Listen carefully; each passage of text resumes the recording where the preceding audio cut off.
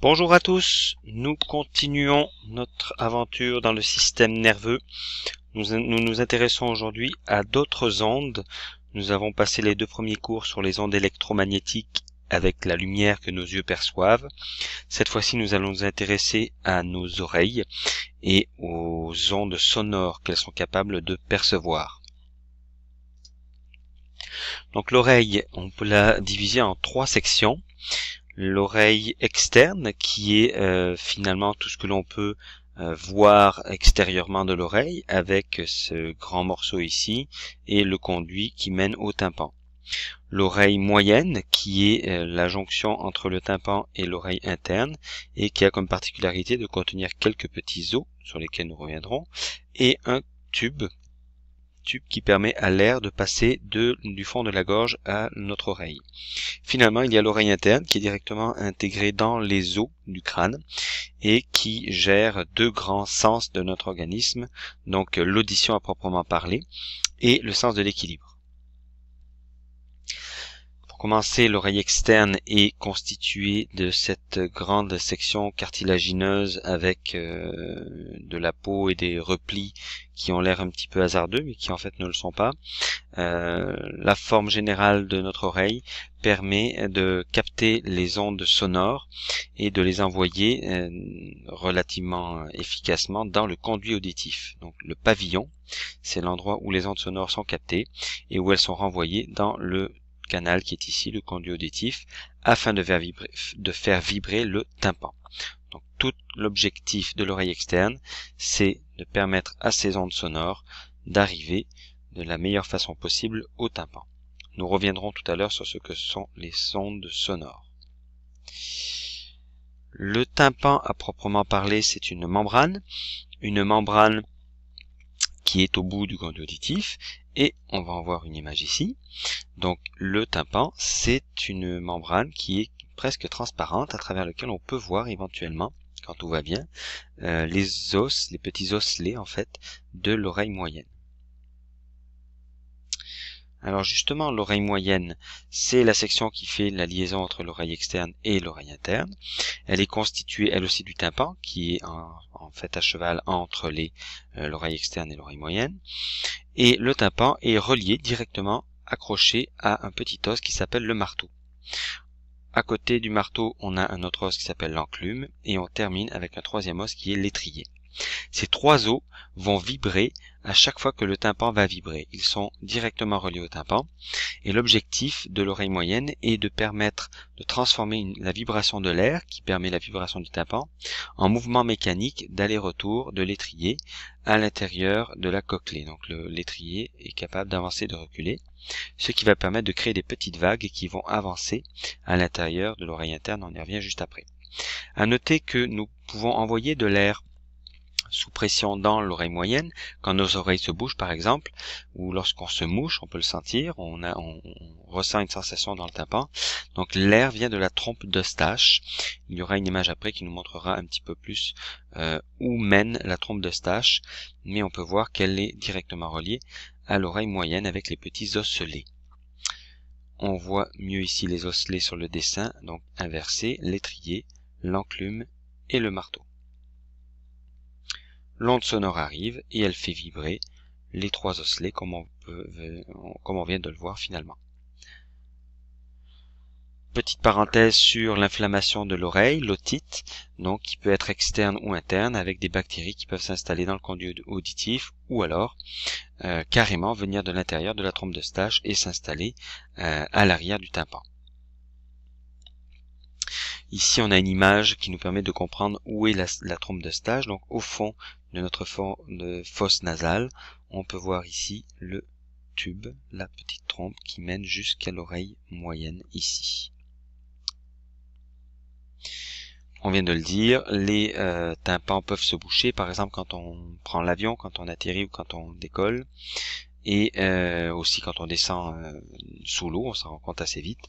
Donc, c'est une sensation lié au tympan qui se déforme et on peut en soufflant de l'air sous pression, en se bouchant le nez par exemple et en soufflant, on peut rétablir la situation, remettre le tympan dans la bonne orientation lorsque cela devient douloureux.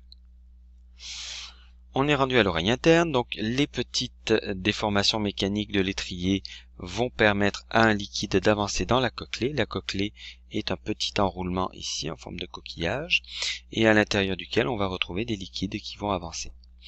Les différentes informations qui vont être détectées à l'intérieur de la cochlée vont être envoyées au système nerveux central, donc les capteurs finalement, les capteurs de son à proprement parler, sont situés dans la cochlée et vont envoyer des petits influx électriques, des influx nerveux dans le système nerveux central grâce à un nerf qui va récupérer tous les axones de ces neurones et qui s'appelle le nerf cochléaire puisqu'il est relié à la cochlée. On voit les ondes mécaniques de l'étrier qui font avancer de l'eau et l'eau, en avançant dans la cochlée, va faire vibrer des petites cellules, des petits capteurs. Alors ces petits capteurs, on les voit ici en photo au microscope, ce sont des cellules ciliées. Ces cellules ciliées vibrent au fur et à mesure que les vagues de liquide avancent dans la cochlée.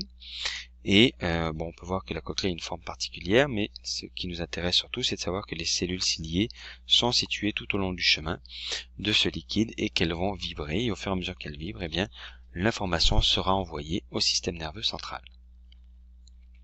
On notera au passage que certaines personnes ont des problèmes avec leurs cellules ciliées.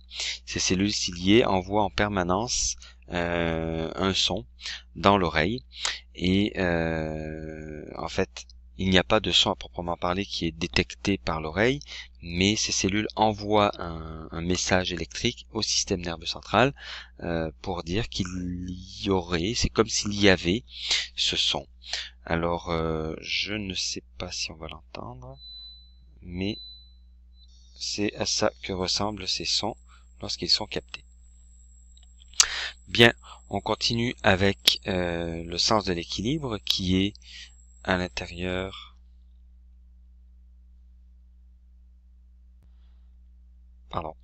On continue avec le sens de l'équilibre qui se situe lui aussi à l'intérieur de l'os, juste à côté de la cochlée. Donc c'est l'oreille interne. On sait que l'étrier en vibrant fait avancer de l'eau dans la cochlée, mais de l'autre côté, on va avoir un ensemble formé de 3 canaux semi-circulaires, chacun dans une des directions de l'espace.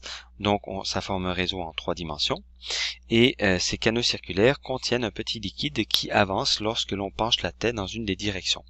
Cela informe en permanence notre cerveau de la position de la tête dans l'espace et cela nous permet de conserver notre équilibre et de ne pas tomber éventuellement. Les informations qui sont captées par ces 3 canaux sont envoyées dans le vestibule qui est ici, qui est la zone où les messages nerveux sont compilés et ensuite acheminés vers le système nerveux central à travers un nerf qui s'appelle évidemment le nerf vestibulaire. Donc on voit ici les 3 canaux qui viennent de détecter de l'information et qui vont envoyer un influx nerveux jusqu'au système nerveux central. Alors qu'est-ce qu'un son? C'est une déformation de la matière. Un son est une vibration de molécules. Un son a besoin d'un milieu pour se propager, un milieu solide, mais un milieu, matériel. Ça peut être un solide, un liquide ou un gaz, mais il ne peut pas voyager dans le vide. À l'inverse de l'onde électromagnétique, qu'on l'a déjà vu, et de la lumière, donc une énergie capable de se déplacer dans l'espace. On peut bien voir les étoiles qui nous viennent de très loin. Donc ces ondes de lumière ont été émises et ont voyagé sur des milliards de kilomètres. Le son, lui, ne circule pas dans l'espace. Il n'y a pas de son dans l'espace car il n'y a pas de molécules à faire vibrer. Alors on a ici une représentation donc d'un haut-parleur qui va émettre une note. Et en fait, en émettant une note, ce qu'il fait, c'est qu'il avance et qu'il recule. En avançant et en reculant, il va pousser des molécules d'air. Ces molécules d'air, lorsqu'elles sont poussées, se retrouvent en paquets et on a donc une pression qui augmente. À l'inverse, lorsque le haut-parleur recule, on a des molécules d'air qui se retrouvent éloignées les unes des autres, donc on a une pression qui est plus faible. On se retrouve donc lorsque le haut-parleur oscille, qu'il avance et qu'il recule plusieurs fois, avec des zones de haute pression, des zones de basse pression, des zones de haute pression, etc. Donc l'émetteur du son, le haut-parleur, fait vibrer l'air. Le récepteur, donc notre oreille par exemple, est capable de vibrer au fur et à mesure que l'air arrive, sous pression ou non. On peut représenter la pression de l'air, donc on comprend ici quand il y a beaucoup de molécules, la pression est élevée, quand il y en a moins, elle est moins élevée. On peut la représenter dans l'espace. Et on voit apparaître une onde. Une onde qui peut nous faire penser fortement aux ondes électromagnétiques. En fait, c'est le même modèle qui est utilisé. On précisera quand même à nouveau que ce n'est pas le même phénomène que la lumière étant un rayonnement énergétique qui n'a pas besoin de milieu pour se propager, alors que le son, lui, est une déformation, une vibration de la matière. Et on va même rajouter que la lumière voyage quand même à 300 000 km par seconde dans le vide, alors que le son, lui, voyage aux alentours, par exemple dans l'air, à de 300 mètres par seconde, donc le phénomène est beaucoup plus lent évidemment. Il s'agit quand même de mouvements de matière. Ce qui est intéressant dans la représentation du son sous forme d'onde, eh bien, c'est qu'on peut utiliser les mêmes outils qu'on avait pour les ondes électromagnétiques, à savoir, par exemple, la fréquence qui était le nombre de petites crêtes de haut de vagues qu'on pouvait avoir devant nous en une seconde. Eh bien, on utilise également ce concept avec les ondes sonores. On va compter le nombre de crêtes de haute pression qui vont passer en une seconde et on va ainsi définir l'onde en Hertz, donc en nombre de vagues par seconde. Par exemple, cette onde représente un son à une fréquence de 2 Hertz. Cette onde-là représente un son à 4 Hertz et 1 Hertz pour celui-là. À noter que dans le milieu des ondes sonores, plus les ondes sont rapprochées, plus il y en a qui passent en une seconde, plus la fréquence est élevée et plus le son va être détecté comme un son aigu. À l'inverse, moins il y a d'ondes et plus le son sera détecté comme un son grave. Donc la fréquence nous permet de savoir si le son que l'on entend est aigu ou grave. Eh bien, ce phénomène physique est à l'origine de la création des notes. Les notes de musique, en fait, sont des vibrations précises du son. Donc le La du milieu du piano est en fait un La qui est censé vibrer aux alentours de 440 Hz. À noter également qu'il y a quand même une logique mathématique assez avancée dans la musique, car lorsqu'on avance de 1 octave, donc Do, Ré, Mi, Fa, Sol, La, Si, Do, et on se retrouve à nouveau sur un La, et bien en fait on a une vibration qui est exactement le double. Donc on se retrouve avec 2 fois plus de vibrations en une seconde, soit une fréquence de 880 Hz. Si on descendait d'un octave, on aurait une fréquence de 220 Hz. Les sons peuvent avoir une intensité variable, comme la lumière, et on va se retrouver avec une possibilité de son de plus en plus forte en faisant simplement varier la hauteur, évidemment, donc la pression, on se rappelle que ça représente la pression de l'air, sur la membrane. Le son sera détecté de plus en plus fort. Donc l'intensité du son va être, pour un même son, la même note, va pouvoir être détectée de plus en plus forte. Je vous rappelle que les vagues sont en même nombre dans l'image, elles sont éloignées de la même manière, c'est donc un son de même fréquence, mais qui sera détecté plus fort puisque les variations de pression sont plus intenses. Il existe une échelle dans le milieu des ondes sonores qui s'appelle le décibel. Donc le décibel a été créé car l'oreille humaine est capable de détecter des sons d'intensité très très variable.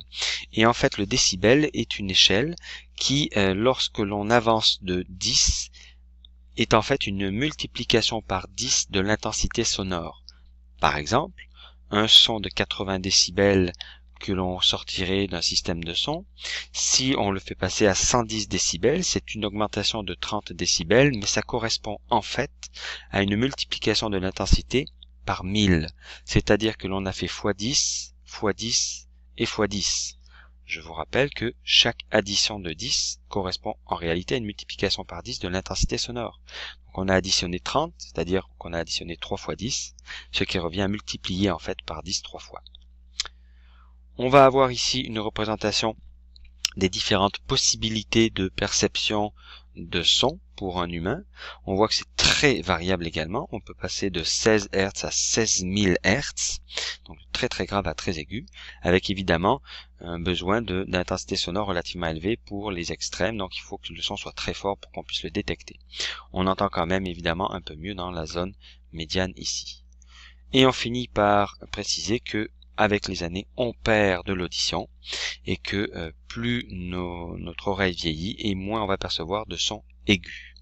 Donc, c'est un phénomène qui est connu puisque on sait bien qu'avec l'âge, on a tendance à moins bien entendre. Voilà pour le cours sur le son et notamment sur notre capacité à le percevoir.